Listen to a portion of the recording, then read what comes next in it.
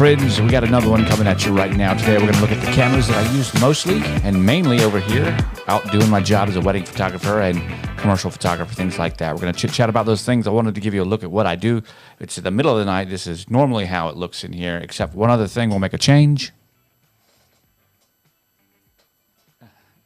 Okay, so now you see the room the way that I usually do. This is normally the time of day, 2 o'clock in the morning, when I'm about to finish up all of my editing. I've been doing a lot of editing today, and I just kind of wanted to give you a little show around. So let's zoom on in.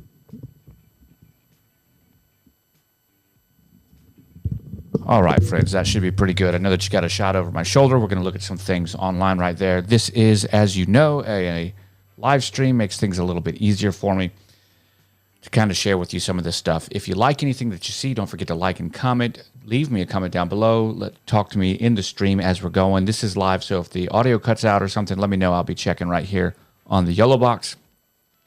If you want to pick anything up to support the channel, use the Amazon links down below. And let's jump right into it. What I wanted to do is give you a dive into specifically the cameras that I use mostly. And I look at this from time to time. And, you know, I use a lot of different cameras, but generally, I'm a Sony shooter, and I've got several Panasonic camcorders and one Panasonic camera.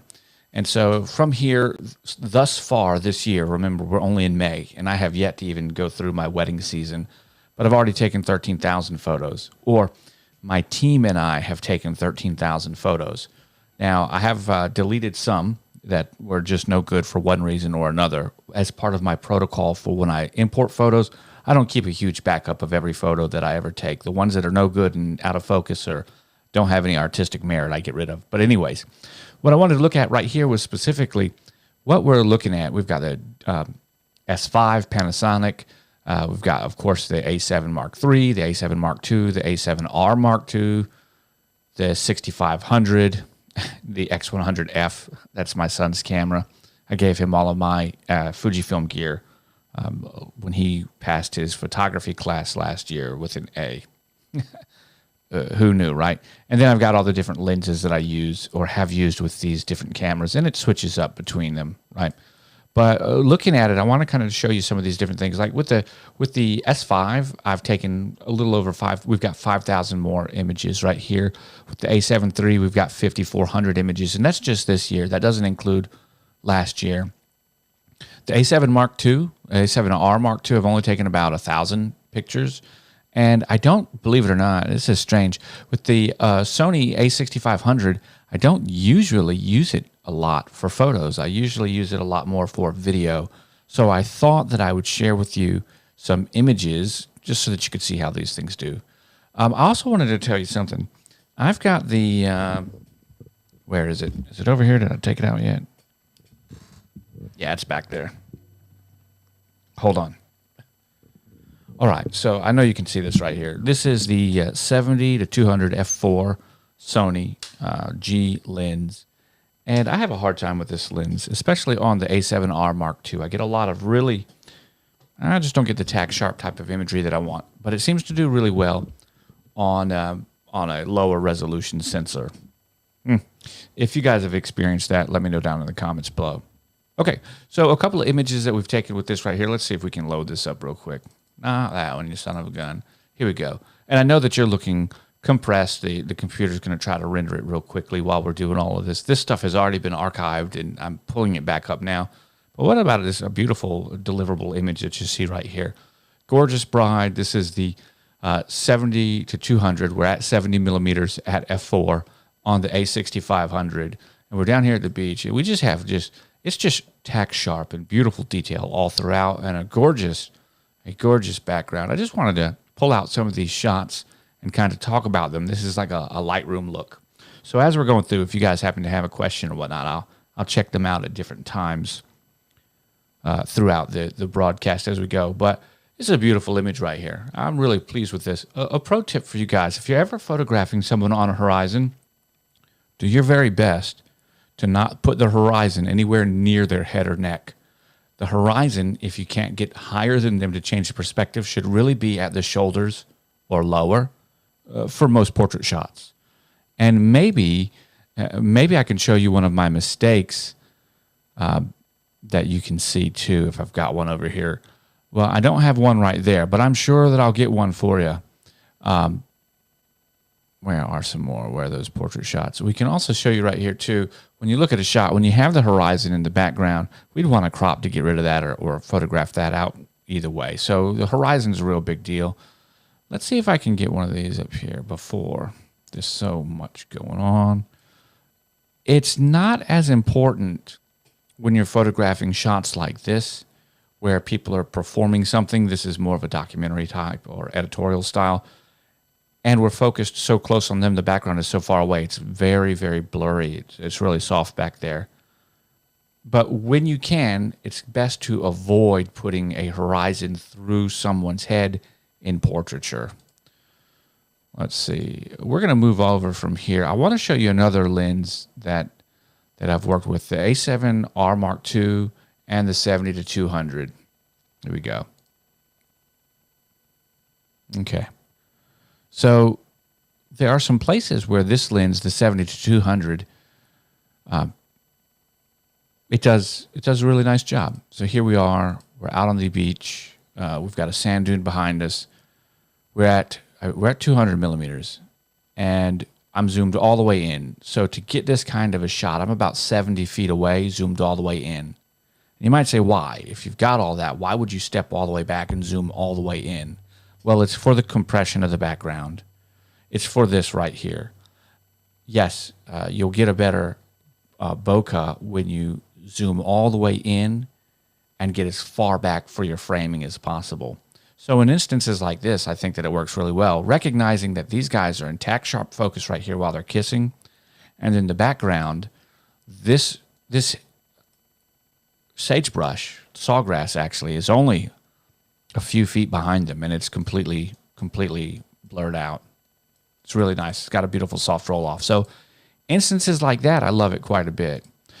Here you're going to see one where I actually stepped closer and zoomed out. So I'm not zoomed all the way in, and you can kind of see just the difference right there in the background between stepping back at 200 millimeters at 168. So like when I train my photography, when I train my photographers, I always tell them, whenever we're using our zoom lenses, we always use the maximum zoom that we can in order to create the bokeh that we want, because as portrait photographers, that's what we want. So we zoom in and step back for our framing. Now, if that's the case, why not just use a prime lens to begin with? Well, that's easy because zoom lenses are more convenient generally. When we get into one area where we're not moving around too much, we'll switch to our prime lenses, especially if that area is low light. But generally an f2.8, I don't mind an f4 either on my general purpose lenses. I don't mind them at all. Sometimes people ask me, like, how do I get the pretty backgrounds? And I have a sky replacement service that I provide all my brides. So that's a thing we could talk about one day. But the reality is, my editing is boutique editing. So it's a rainy day guarantee. So if it's raining, I'm going to replace the skies unless we want to do a black and white in the rain at a barn or something like that. And so I've got a library of skies that I've taken at different times here in Virginia Beach where I photograph, that I can put the sky that I want to match that time of day and time of year.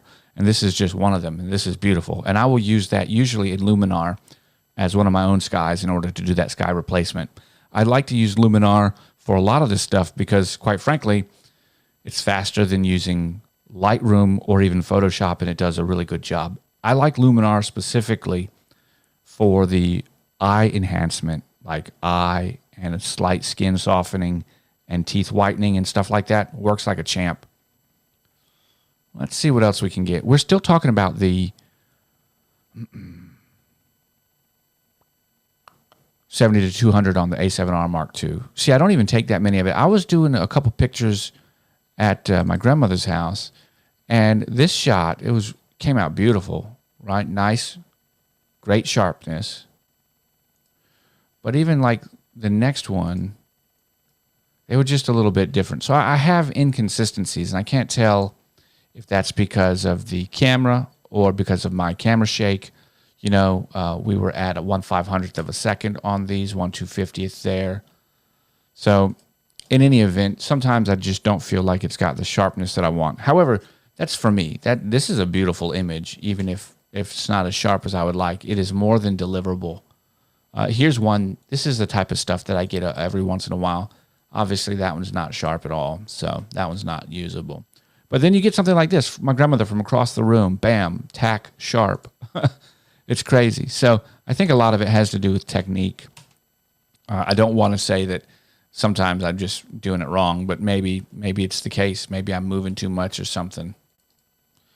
Okay, but I want to show you my favorite pairing, right? And that is actually the 28 f2.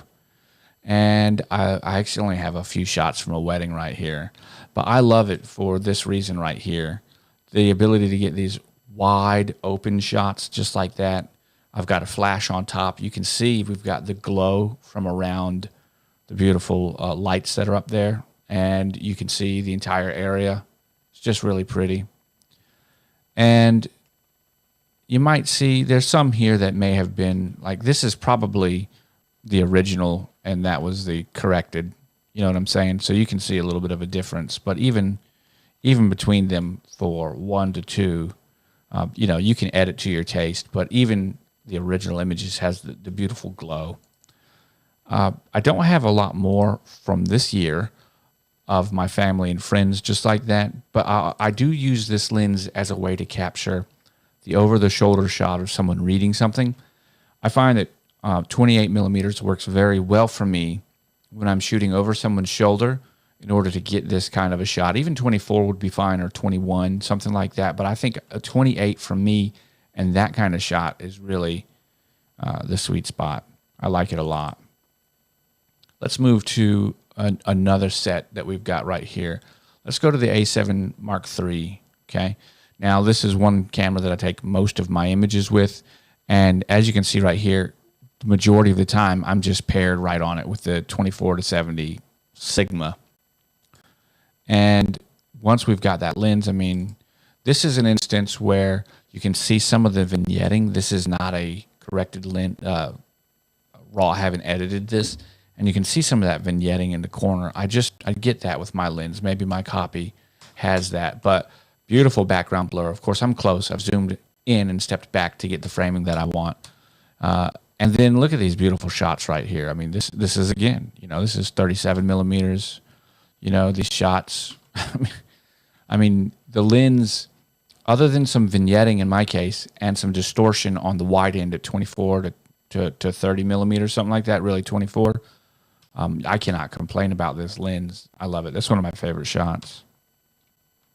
They have their pups. That's pretty cool. Gorgeous shots. Again, even with this, we've got some of the glow from the lights right there. And this is that lens. And the nice part about the Sigma is you've got a 1:3 reproduction ratio, so I can get this really cool 6-shot of the claddagh and the rings, and then his cover. You know, United States Army lieutenant and the rings right there. It's really cool. I mean, it's just really cool. And it's tack sharp, you guys can see. Lots of fun stuff like that. And you might ask, how do I get shots like this? Well, I never go anywhere without strobe and flash, period, right? So it's outdoors. We've zoomed into 70. Like I say, I zoom in and step back so I can get my background the way that I want it. And then I've got a big Godox 8200 Pro that I put into a beauty dish, and it's a 42 inch beauty dish. Umbrella opens up. You guys have seen it. It's the gold glow or something like that. It works great. And then I'm able to scope the light and get what I want and get these really just beautiful shots. Love it. Shots like this too, you know, you can get these wide shots right here. Beautiful. In the sand, little toesies in the sand. I had to wipe off his shoes so that I wouldn't have too much sand on them. And then you can get stuff like this too. So although we like what we like, right?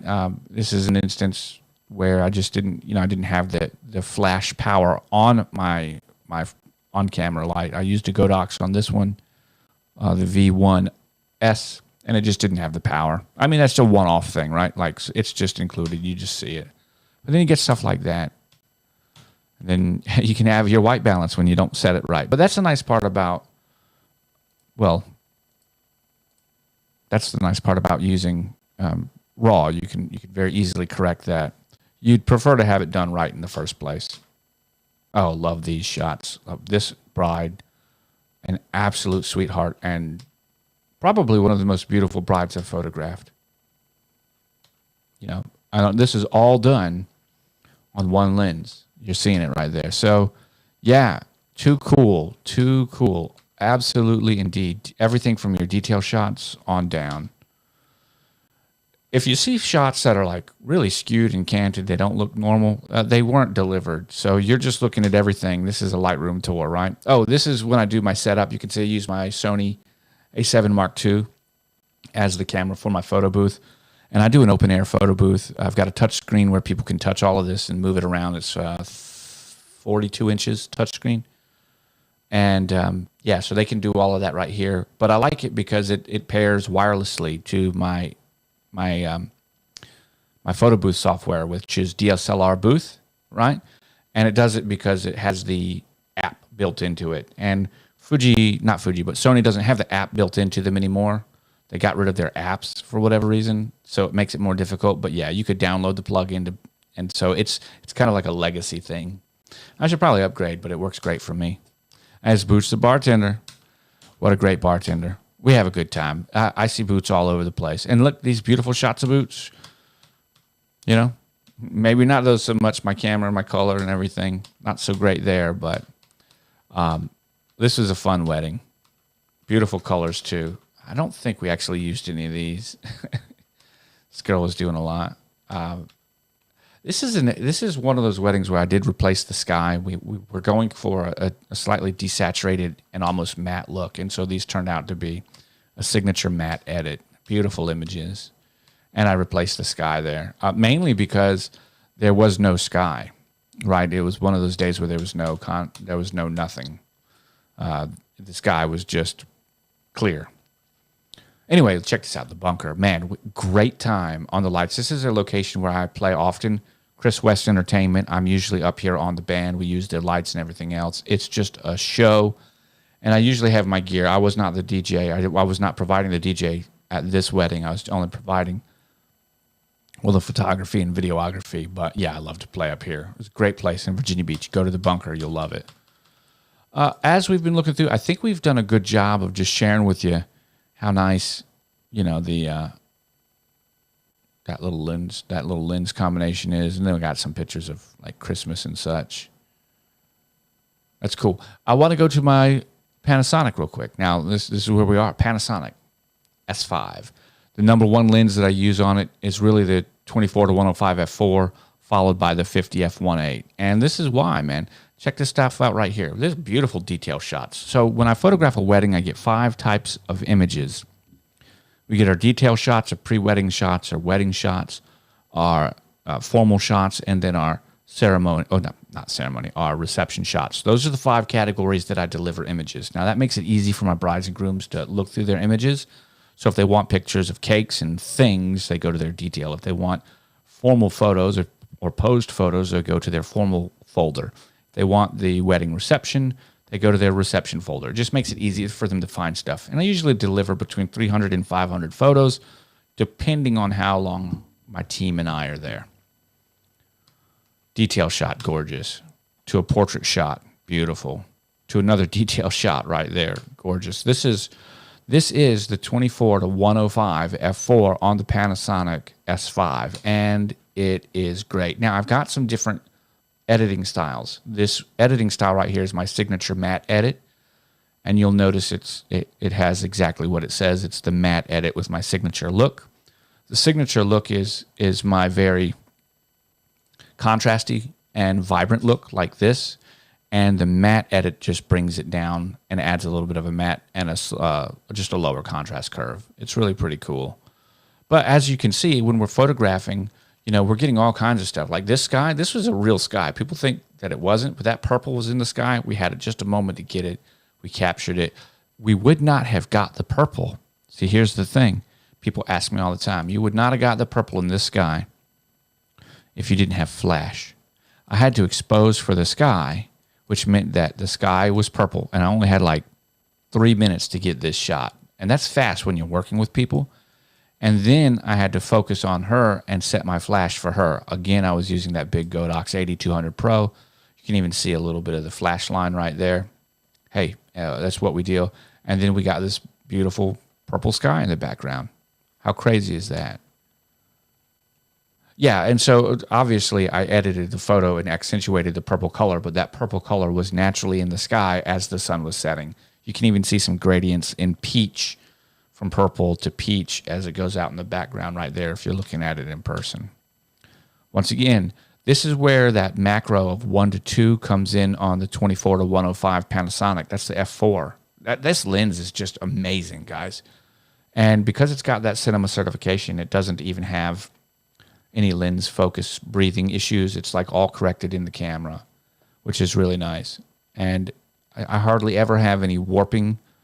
All of the profiles are applied in camera. Now, you can turn that off if you want to shoot just straight raw, but I like using it, and it's great. Beautiful shots. Look at this. 24 to 105. The sharpness on her eyelash, I mean, it's just, the lens is tack sharp. And it's got a character to it, too. These are also my signature edits, but there's a beautiful character to the lens, even to the grain.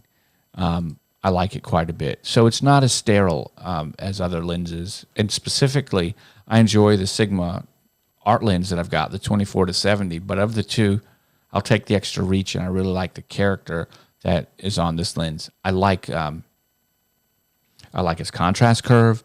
It's got a very medium contrast curve, which gives you a lot of work, a lot of leeway in post-production, shooting raw.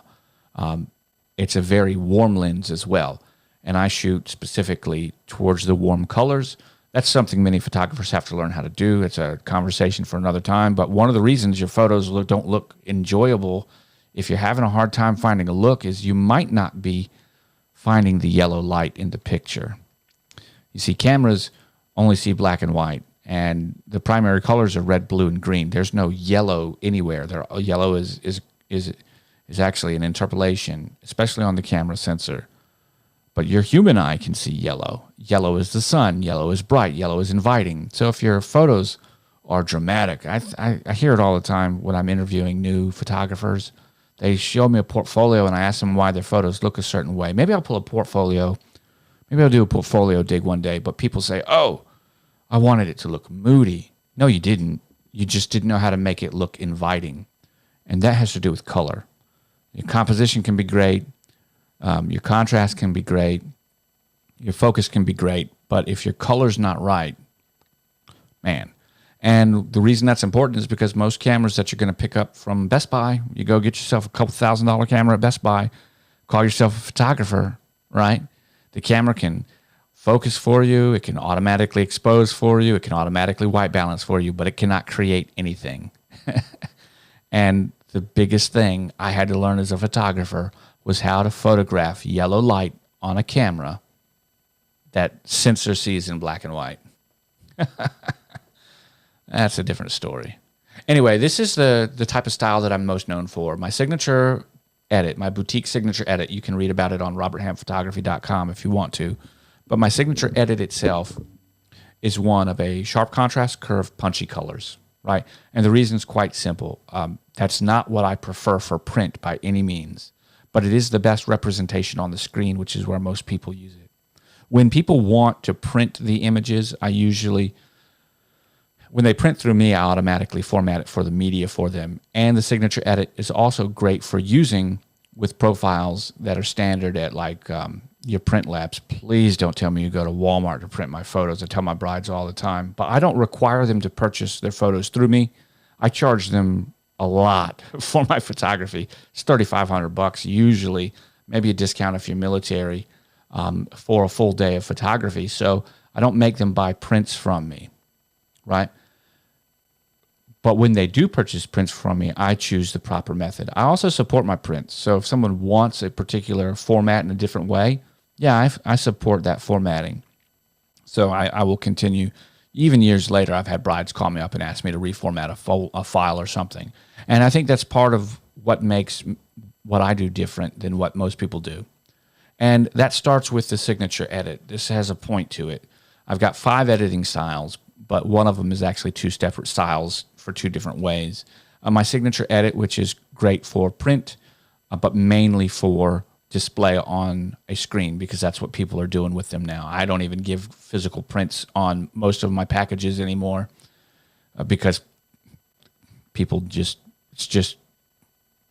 I just don't do it.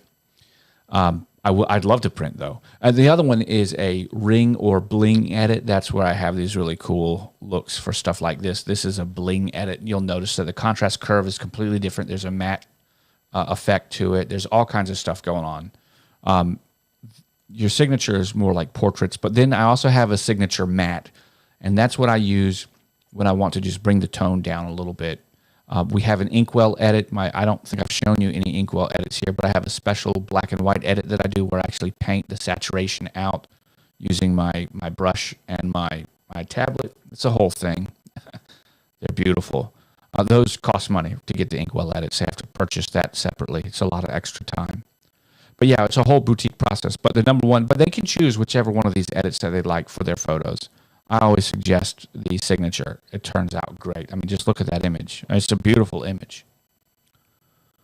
All right. As we continue, once again, this is an example kind of where I talk about trying not to put the horizon through, right?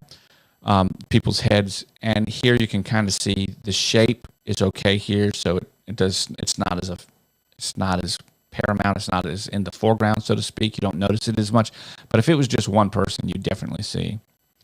My boutique edit includes quite a bit of stuff, but I don't include hair, right? If we're going to do hair, we're going to do something else. And people ask me all the time, why don't you do hair? And I think it comes down to this for me. Number one, I can remove this hair all day long, no problem, right? But on every single photo, this hair will take a lot of time. And as a wedding photographer, time is where I lose a lot of money. I do a beautiful boutique edit. I go through the process. Afterwards, if there's any image that a bride wants reconstructed in any kind of way, like slimming or something like that, I'll usually do for my bride a neck lift or a cheek lift or brows or stuff like that. And I'll put on makeup if I need to do all of that stuff too. But if we need to do anything else, then I'll charge extra for that. I don't charge a lot. I charge $10 per photo. And that's not a lot. But it is enough on the after side that it makes your bride and groom think they got 50 photos. Well, maybe they don't want 50 photos redone. Maybe they really want 25. Time is money, and I edit every single one of my images. So I try to keep the cost low enough to make it that they can have what they want, but high enough that they're not just sending me on an errand to do all of them. Beautiful shots. Oh, I like that. Not as happy as a face right there. Keep going. Let's see.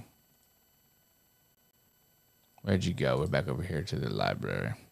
Oh, here's an inkwell edit right here. This is a cool shot. Now, you'll notice there's a couple of things done to it. But what is the number one thing? My inkwell edits are actually full color photographs. So they've already gone through. And when I make my inkwell, I actually paint the saturation out. But I also use my black and white hue, saturation, and luminance in the develop panel. And then I paint it out. So there's a whole thing going on here in order to make them different. Beautiful shot. She loved this right here. This is a high-key image. You know, real sky out here in Virginia Beach. How about that? Right? Beautiful. And I think there's something else I want to show you too before we go. Where I know that I could find them in a couple places, but when you have the opportunity to set up your lights and you got your brides doing the cool stuff, you can get these beautiful shots. Once again, this is the Panasonic. Actually, this is the 50mm f1.8, the Panasonic 50 f1.8. Absolutely gorgeous. I'm going to come down here to the bottom of this, see if I can get some stuff that's already ready. I got so many of these. Let's see, where are we? And maybe? If I can't find it here, okay, we're getting closer. Yeah, so this is cool. So this is, again, This is also the Panasonic S5. This is the 50 f1.8, and this is walking on clouds. And guys, I know you can't see it. It's just not doing it justice, but it is absolutely gorgeous, beautifully sharp. I've got my lights coming in. It's just a gorgeous image all the way around. Now, that's with flash. Here's one with the light changed and no flash. We've got lights behind them. And these are still in production right now too, but this is just gorgeous. And look, this is what we had with our haze and our part of our setup right there. So just really, really interesting, really cool. Lots of fun. I think that's pretty much it, you know. Lots of fun all together. There's a couple more, but we'll save those for the next time. Let's go ahead and yeah. So that's the look through the Lightroom catalog today, just of what I've been using. I hope that you've enjoyed it. It's quite a bit of fun sharing this with you. And leave your comments and everything down below. And if I've given you any good pro tips like that, don't forget to use those Amazon links. Hit me up, support the channel just that way. Send me a cup of coffee through PayPal if you'd like. Definitely would appreciate it. If you're going to pick up a camera or something, use one of those links. It'll work out well for you, and it'll help me quite a bit too. So that being the case, I want to thank you guys for watching today. We have had a very good time, and I'm going to catch you all on the flip side. Bye for now.